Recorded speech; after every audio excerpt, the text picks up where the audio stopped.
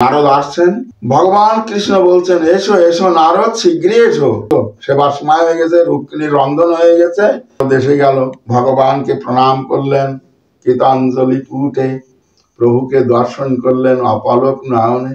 কৃষ্ণ বলছেন নাও নাও, কথা হবে পরে, নাও। কৃষ্ণ অন্ন নিয়ে বসে আছেন, আর নারদকে পাঠিয়ে দিলেন, যাও ওই দেখো সরোবর, শীঘ্রই তিনি সরোবরে ডুব দিয়েছেন। কৃষ্ণ অন্ন নিয়ে বসে আছেন, ঘুষ করে ডুব দিলেন, দিয়েই দেখেন একটা সুন্দর একটা রাজপথ, জল টল নেই, সুন্দর একটা রাজপথ। একই দুই এক পদ অগ্রসর হতেই দেখেন সুন্দর একটা রাজভবন ওই দেখা যাচ্ছে। ওই ঝর্ণা, পাশেই ঝর্ণা নদী, একটা রমণী, তার কণ্ঠের আওয়াজ শোনা যাচ্ছে, আমাকে বাঁচাও আমাকে বাঁচাও। নারদ শীঘ্রই শীঘ্রই গমন করে তার হাত ধরে তুলে নিয়ে এসলেন। রূপ লাবণ্যের লহরী, পানিটা উঠেই বলছে, আপনি আমার পানি গ্রহণ করেছেন, হে মহাত্মা আপনি আমাকে গ্রহণ করুন, আপনি আমার স্বামী। আজকে ভাগবতের দশম স্কন্ধের থেকে পাঠ করছি। নারদকে কৃষ্ণের মায়া বিভূতি দর্শন।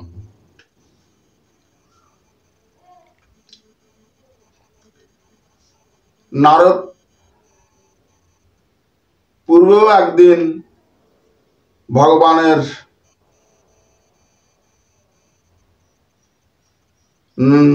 দ্বারকানগর দর্শন করবার জন্য এসেছিলেন, ত্রিভুবন ভ্রমণ করে। বহুদিন পরে নারদ পুনঃ দ্বারকায়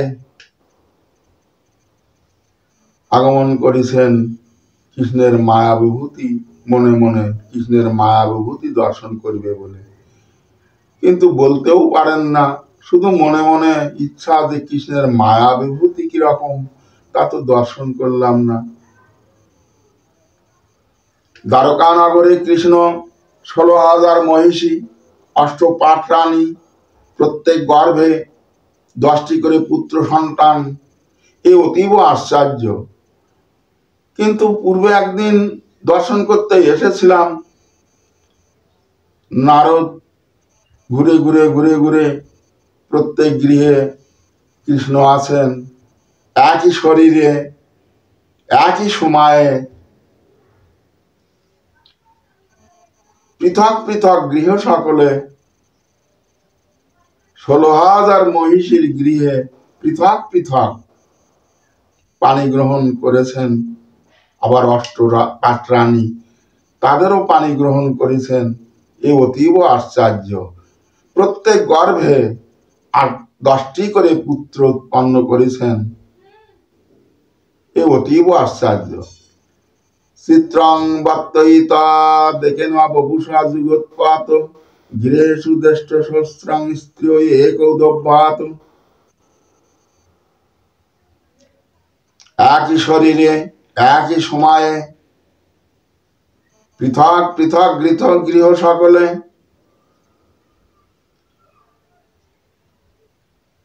16,000 মহিষীর এবং 805 রানীর পৃথক পৃথক পানি গ্রহণ, পানি মানে হস্ত, গ্রহণ করিয়াছিলেন। ইয়া অতীব আশ্চর্য। তো নারদ আজও এসেছেন বহুকাল পরে ভ্রমণ করে কৃষ্ণের মায়া বিভূতি দর্শন করবার নিমিত্তে। নারদ আসছেন, ভগবান কৃষ্ণ বলছেন এসো এসো নারদ, শীঘ্রই এসো। আরে কতকাল তোমার সঙ্গে দর্শন হয় না, সেই একদিন এসেছিলে, আর এই এসো এসো, শীঘ্রই এসো শীঘ্রই এসো, সেবা নিয়ে নেওয়া যাক, এসো, সেবার সময় হয়ে গেছে, রুক্মিণীর রন্ধন হয়ে গেছে, শীঘ্রই এসো। নারদ এসে গেল, ভগবানকে প্রণাম করলেন কৃতাঞ্জলি পুটে, প্রভুকে দর্শন করলেন অপলক নয়নে।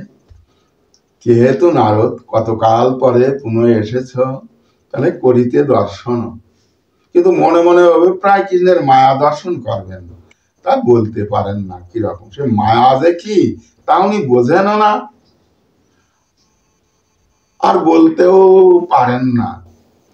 তো কৃষ্ণ বলছেন নাও নাও, কথা হবে পরে, কোন ব্রহ্মাণ্ডের থেকে কত ব্রহ্মাণ্ডের থেকে ভ্রমণ করে এসেছো তুমি, পরিশ্রম হয়ে গেছে, শীঘ্রই নাও, নাও লুটা নাও, 1 লোটা জল নিয়ে আসো, আর স্নানটা সেরে এসো, রুক্মিণী অন্ন রান্না হয়ে গেছে, আমি বসে গেছি, তুমি তৎ মুহূর্তে এলে, এই গরম অন্ন শীঘ্রই এসো, পেয়ে নাও। কৃষ্ণ অন্ন নিয়ে বসে আছেন, আর নারদকে পাঠিয়ে দিলেন, যাও ওই দেখো সরোবর, শীঘ্রই চান করে এসো। নারদ চলে গেলেন লোটা নিয়ে স্নান করতে। এই রশিখানেক অগ্রসর হয়ে তিনি সরোবরে ডুব দিয়েছেন। কৃষ্ণ অন্ন নিয়ে বসে আছেন, দুখানা আসনে, একটা আসনে কৃষ্ণ, একটা আসনে নারদ বসবেন। শীঘ্রই স্নান করে এসো, নারদকে পাঠিয়ে দিলেন। নারদ খুব শীঘ্রই গিয়ে ঘুষ করে ডুব দিলেন, দিয়েই দেখেন একটা সুন্দর একটা রাজপথ, জল টল নেই, সুন্দর একটা রাজপথ। একই 2-1 পদ অগ্রসর হতেই দেখেন সুন্দর একটা রাজভবন ওই দেখা যাচ্ছে। রাজভবনে গেলেন, জনমানব শূন্য। একটা রমণী, ওই ঝর্ণা পাশেই ঝর্ণা নদী, একটা রমণী ষোড়শ যুবতী, তার কণ্ঠের আওয়াজ শোনা যাচ্ছে, আমাকে বাঁচাও, আমাকে বাঁচাও, আমাকে বাঁচাও, আমাকে বাঁচাও। নারদ শীঘ্রই গমন করে তার হাত ধরে তুলে নিয়ে এসলেন। মেয়েটা যাচ্ছিল, ভেসে তাকে হাত ধরে তুললেন। ষোড়শ যুবতী, রূপ লাবণ্যের লহরী, নেগলেক্ট। নারীটা উঠেই বলছে, আপনি আমার পানি গ্রহণ করেছেন, আপনি আমার সমগ্র অঙ্গ আপনি দর্শন করেছেন, এ দেহ মন প্রাণ যৌবন আমি অন্য কাউকে দিতে পারি না। হে মহাত্মা, আপনি আমাকে গ্রহণ করুন, আপনি আমার স্বামী, আমার কেউ নেই, ওই দেখা যাচ্ছে আমার ভবন, আমি রাজকন্যা, আমার ভাই বোন মাতা পিতা সকলেই মহামারীতে চলে গিয়েছে, আমি একা মাত্র, খুব কষ্ট হয় আমার। ওই ওপারে ওই দেখা যাচ্ছে জমিদার পল্লী, ওইখানে আমি যাই মহোৎসবে, প্রতিদিন মহোৎসব হয় ওই জমিদার পল্লীতে, এ বাড়িতে ও বাড়িতে, এ বাড়িতে ও বাড়িতে এরকম হয়, আমি যাই প্রতিদিন, ওইখান থেকে সেবা পেয়ে আসি, আর কৃষ্ণ কথা শ্রবণ করি। আমি ওইখান থেকে সেবা নিয়ে যাই আর আসি, কিন্তু আমার খুব ভয় হয়, কষ্ট হয়, এই ঝর্ণা পার হয়ে যেতে হয়, জল বেশি না, হাঁটুর উপরে জল, স্রোত খুব খরতর স্রোত, কারণ নদী যখন ঝর্ণা হয়ে যায় তখন স্রোতের বেগ বেড়ে যায়। তো আমি যাই আসি, আপনি আমাকে গ্রহণ করুন। নারদ ওনার আর্তনাদে, ওনার কাতর উক্তিতে নারদের মন গলে গেল, দুইজনের বিবাহ হয়ে গেল। দুইজনে বিবাহ করলেন, হাত ধরাধরি করে রাজভবনে এলেন। রাজভবনে এসে সব আছে সেখানে, খাট পালঙ্গ জিনিসপত্র, লেপ খাতা, তোষক গদি বালিশ সব কিছু আছে, উনান রান্নাঘর সব কিছু, বাথরুম টুম সব আছে। রাজভবন তো মহা আনন্দ, স্বামী স্ত্রী দুইজনে এখানে বহুকাল কেটে যাচ্ছে আনন্দে, মহা আনন্দে নারদের কেটে যাচ্ছে, কতদিন কত কাল চলে যাচ্ছে মহা আনন্দে। আর ওই মাঝে মাঝে যায় ওপারে, প্রসাদ পেয়ে আসে দুইজনে। শুধুমাত্র অভাব একটু হাট বেড়াতি বাজার ঘাট করে আনবার, এই মাত্র, রাজভবনে অভাব নাই তো। তাই নারদ প্রত্যেক দিন ওই ভগবান কে দর্শন করবার জন্যে, সেই জমিদার পল্লীতে প্রসাদ পাওয়ার জন্যে ওনাকে নিয়ে, স্ত্রীকে নিয়ে ওইখানে যান, পেয়ে আসেন। কিন্তু একদিন রোজ না গেলেও মাঝে মাঝে যান, প্রায় যান। আর ওই বাজার বেড়াতি করে নিয়ে আসেন নারদ, দুইজনে রন্ধন করে খায় আর আনন্দে নারদ সুন্দরী রমণী তাকে নিয়ে বিলাস করেন। কত না মহা আনন্দ, দিন রাত নারদ আর নারদের স্ত্রী সাবিত্রীকে নিয়ে যে কি আনন্দ পায় সে বলবার না। তো একদিন বিরাট উৎসব হবে ওপারে, তাই স্বামী স্ত্রী যাবেন প্রসাদ পাইতে। বহুকাল গত হয়ে যাচ্ছে, কিন্তু ক্রমে ক্রমে ওনার একে একে একে একে তার 4টা সন্তান হয়েছে। বহু আনন্দ। এই 4টা সন্তান, পুত্র সন্তান 4টাই, পুত্র সন্তান 4টা, এদেরকেও নিয়ে যেতে হবে। কার কাছে রেখে যাবে? ভবনে। তাই স্বামী স্ত্রী আর ওই 4টা বাচ্চা নিয়ে ঝর্ণা পার হয়ে ওপারে যাইবেন জমিদার পল্লীতে প্রসাদ পাইতে। আর সেখানে না কত আনন্দ, সেখানে ভগবানের গুণকীর্তন হয়, সেগুলো শ্রবণ করে, শুনে আসে, স্বামী স্ত্রী উভয়ে যায়। তাই আজও চলেছেন সেই ঝর্ণা পার হয়ে। বড় পুত্রটি স্কন্ধে নিয়েছেন নারদ, আর 2 বগলে 2টা, 4টা না 3টে সন্তান। না আর একটা আছে, 4টা সন্তান। আর একটা মা নিয়েছেন কোলে, নিয়ে ওই ঝর্ণা পার হচ্ছেন। সাবিত্রী, আমার কোমর ধরো, আমার কোমর আটকে ধরো, খবরদার যেন, হুঁশিয়ার, ঝর্ণার স্রোত কিন্তু খুব হুঁশিয়ার। আস্তে আস্তে চলেছেন কাপড় গুটিয়ে, কেউ নাই, তবু কাপড় গুটিয়ে হাঁটুর উপরে কাপড় তুলতে হয়েছে। বাচ্চাদের স্কন্ধে কোলে করে নিয়ে সেই ঝর্ণা পার হয়ে যাচ্ছেন, অন্য কেউ তো নাই। সেই জল পার হয়ে যাচ্ছেন। যেতে যেতে যেতে যেতে কাদের, নারদের স্কন্ধের পুত্রটা টাল খেয়ে পড়ে গেছে। তাকে ধরতে না ধরতেই বগলের কাকের 2টা বাচ্চাও পড়ে গেছে।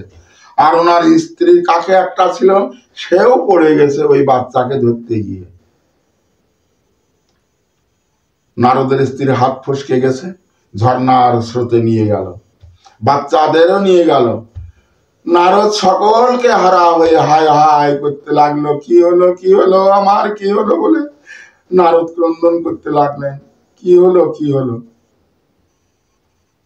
নারদের আর ওপারে যাওয়া হলো না, ফিরে এলেন, এসে ক্রন্দন করতে লাগলেন। কত কাল, কতদিন, কত মাস কেটে যাচ্ছে পুত্রের বিরহে, স্ত্রীর বিরহে, কতদিন কত কাল কেটে যাচ্ছে। আরে খাওয়া নেই, ঘুম নেই, বিশ্রাম নেই, মহা শান্তিতে দিন কেটে যাচ্ছে। কত কাল কেটে গেল। খায় না খায়, উপবার যায়, ঘুম নাই, অশান্তিতে দিন চলে যাচ্ছে। এরকম বহুকাল, বহুদিন চলে গেল, বহুকাল চলে গেল। বহুকাল চলে গেল। নারদ অশান্তিতে একদিন ভ্রমণ করতে, ওই নিজের ভবনের ভিতরে ভ্রমণ করতে করতে একদিন স্মরণ পড়লো, তাই তো আমি সরোবরে এসেছিলাম স্নান করতে, কৃষ্ণ আমাকে জল নিতে পাঠিয়েছিল, তা তো আমার স্মরণ নেই। উনি তখন ভবনের থেকে বেরিয়ে সরোবরের দিকে অগ্রসর হতেই 2-4 পা গিয়েই সরোবরে গিয়েই উনি ডুব দিয়েছেন। ডুব দিয়েই দেখেন সেই ঘটিটা, ওই ঘটিতে 1 ঘটি জল ঢেউ দিয়ে ভরে নিয়ে ধীর পায়ে যাচ্ছেন। চিন্তা করছেন, প্রভু আমাকে পাঠিয়ে দিয়েছিলেন জল নিতে, সেবা করবেন বলে, আমারই জন্য অন্ন নিয়ে বসেও গিয়েছিলেন। রুক্মিণী অন্নের তালা দিয়েছে মাত্র ওনার সামনে, আর আমাকে স্নান করতে পাঠিয়ে দিল, আর আমি সেই জল এখন নিয়ে যাচ্ছি। কৃষ্ণকে দেখে চোখে চোখে তাকিয়ে নারদ অপলক নয়নে কি যেন বলতে চাইছে, ঘটিটা রাখলেন। নারদ, তুমি এখন এলে, দেরি হয়ে গেল, প্রসাদ নিতে হবে। তুমি আর দেখবে মায়া, আমার মায়া দেখবে? নারদ, না প্রভু, আর নয়। তাই তখন নারদ বলছে, কৃষ্ণের মায়া বিভূতি বোঝায় অতি বড় দায়, 1 যুগ কেটে গেল আমার, তবু কৃষ্ণের 1 মুহূর্ত না হইল পার।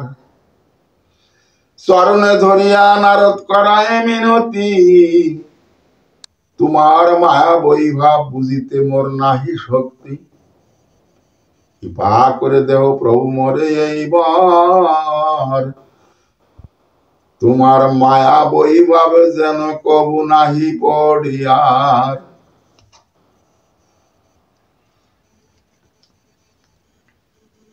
কৃষ্ণের মায়া বিভূতি যে করে শ্রবণ কীর্তন, অন্তিম কালে মুক্ত হয় মায়ার বন্ধন।